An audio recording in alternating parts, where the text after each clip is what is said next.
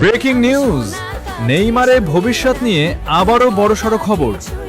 সান্তোসের সঙ্গে চুক্তির মেয়াদ শেষ হওয়ার পর 2027 সালের জানুয়ারি থেকেই ইন্টার মিয়ামিতে যোগ দিতে পারেন নেইমার জুনিয়র।